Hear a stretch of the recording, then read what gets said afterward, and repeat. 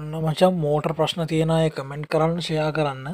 ඉතින් මේ ඒ වගේම මෝටරයක් කාලෙකට සැරයක් සර්විස් කරන්නත් චුට්ටක් මතක තියාගන්න. එහෙම වුණොත් ඉතින් මෙහෙම වෙන්නේ නැහැ. ඔන්න මෝටරේ තියෙන තත්ත්වය මචං මෝටරේ වදින්නේ නැහැ කියලා ආවේ. ඉතින් ඔක්කොම ටික චෙක් කරලා බැලුවා මෝටරේට හරියට කරන්ට් එකක් පාස් වෙනවා කිසිම අවුලක් නැහැ. ඉතින් එකම ප්‍රශ්නේ තිබ්බේ මෝටරේ ගැලුවාම ওই විදිහයි. මෝටරේ හිර වෙලා තිබුණේ. ඉතින් මෝටරේ ගැලෙව්වා සුද්ධ කරා බ්‍රෂ් සෙට් එකක් දැම්මා. ආමචරයකුත් දාන්නට වුණා. ඉතින් දාලා හයි කරා. ඔන්න ඔය විදිහ වැඩේ වුණේ. ඉතින් මේ කැලේ ටික ඔක්කොම කරලා පිළිවෙලකට සෝදලා කරලා සුද්ධ කරලා ඉතින් සුපිරියක් කරලා හදලා දෙනවා. ඉතින් ඔන්න වැඩේ ඉවරයි මචං.